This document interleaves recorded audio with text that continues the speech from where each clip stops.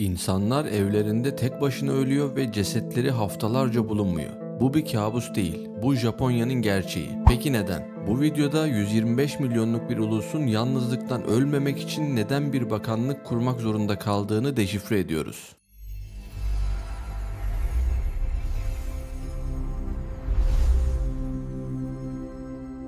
Bölüm 1.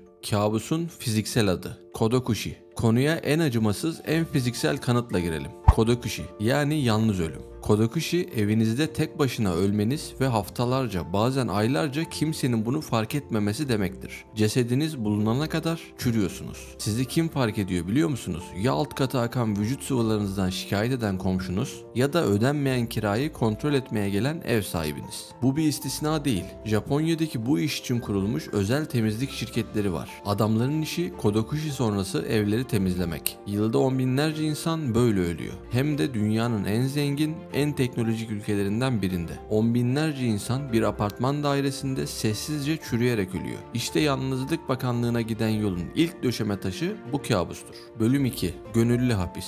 Hikikomori. Peki bu insanlar neden bu kadar yalnız? Çünkü daha ölmeden çok önce toplumdan kendilerini çekiyorlar. Buna bir ad vermişler ve bu ad hikikomori. Bu kendini odaya kitlemek demek. 6 ay, 1 yıl, bazen 20 yıl dışarıya adım atmamak demek. Ailesiyle bile konuşmamak, yemeğin kapının önüne bırakılması demek. Yemek kapının önüne bırakılıyor ve bütün ihtiyaçlar o bırakılan odada gideriliyor. Bu bir ergen tembelliği değil. Japonya'da 1,5 milyondan fazla hikikomori olduğu tahmin ediliyor ve bu artık bir gençlik sorunu da değil. 40'lı, 50'li yaşlarına gelmiş, 20 yıldır odasından çıkmayan orta yaşlı hikikomori sorunu patladı. Neden? Çünkü o odaya girmek dışarıdaki dünyanın acımasız baskısından daha kolay geliyor. Bölüm 3. Baskının pik noktası. Mükemmelliyet ve karoshi. Dışarıdaki o baskı ne peki? Hani o övdüğümüz Japon disiplini var ya, işte o disiplin Kore güzellik videosundaki baskıdan bile beter. Japonya'da hata yapmak bir seçenek değildir. Topluma rahatsızlık vermek yani meiwaku en büyük günahtır. Okulda en iyi olmalısın. İşe girdiğinde hayatını şirkete adamalısın. Bizdeki Türkler neden çalışkan videosundaki mecburiyetten çalışkanlık gibi değil bu. Bu görev için çalışkanlık. Öyle bir çalışkanlık ki buna da bir isim takmışlar. Karoshi yani fazla çalışmaktan ölmek. Evet, insanlar masalarında fazla mesai yaparken beyin kanamasından veya kalp krizinden ölüyor. İşte hikikomori bu yüzden var. O karoshi çarkına girmeyi reddeden, o mükemmelliyet baskısını kaldıramayan kişi sistemi terk ediyor ve benden bu kadar deyip kapıyı kilitliyor. Bölüm 4. Maskeler düşmeyince. Tatamae ve Honne. Peki neden kimse ben iyi değilim, yardıma ihtiyacım var demiyor? Çünkü Japon kültürünün temeli iki kelimeye dayanır. Tatamae ve Honne.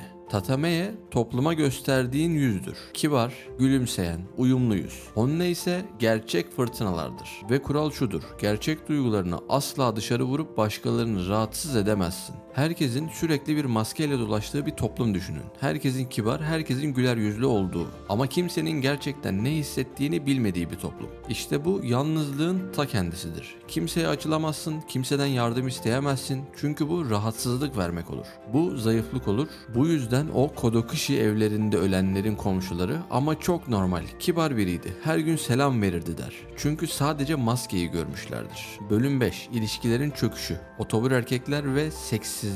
Bu kadar baskı, bu kadar maske, bu kadar performans beklentisi. Nereyi vuruyor biliyor musunuz? En temel insani ilişkiyi, aşkı ve cinselliği. Japonya'da otobur erkekler yani Soshoku Danshi diye bir kavram patladı. Yani romantik ilişkilere, flörte, sekse ilgi duymayan erkekler. Neden? Çünkü o da bir performans alanı. O da bir başarı kriteri. Bu baskıyı da kaldıramıyorlar ve pes ediyorlar. Ülke tarihindeki en büyük doğum oranı rekorlarını kırıyor. Bu bir ekonomik tercih değil, bu bir sosyal çöküş. İnsanlar birbirine dokunmaktan, birbirine açılmaktan korkuyor. Çünkü bu da bir hata yapma riski barındırıyor. Sanal bir kız arkadaşla ilişki yaşamak gerçek bir insana rezil olmaktan çok daha güvenli geliyor. Bölüm 6.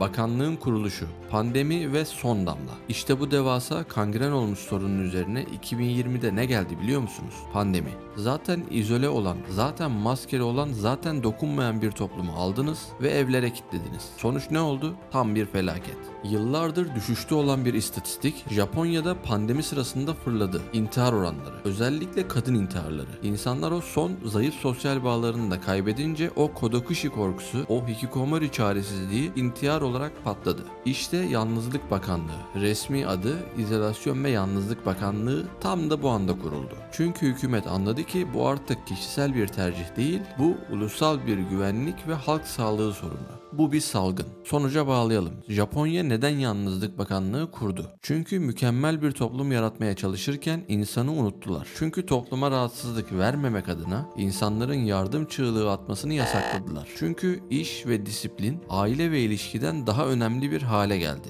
Ve en acı paradoks da şu: dünyanın en gelişmiş robotlarına, en hızlı trenlerine, en ileri teknolojisine sahipler. Ama o robotlara sarılıyorlar. Çünkü insanlara sarılmaktan korkuyorlar. Şimdi söz sizde. Japonya'nın bu mükemmel ama buz gibi düzeni bir başarı hikayesi mi, yoksa hepimizin gittiği o karanlık yolun bir ön gösterimi mi? Yorumlarda bu büyük felsefi soruyu tartışalım. Bu tarz sorgulayıcı videolar hoşunuza gidiyorsa kanala abone olmayı ve o zile basmayı unutmayın. Bir sonraki videoda başka bir doğru bildiğimiz yalanı deşmek üzere. Hoşça kalın. Bay bay.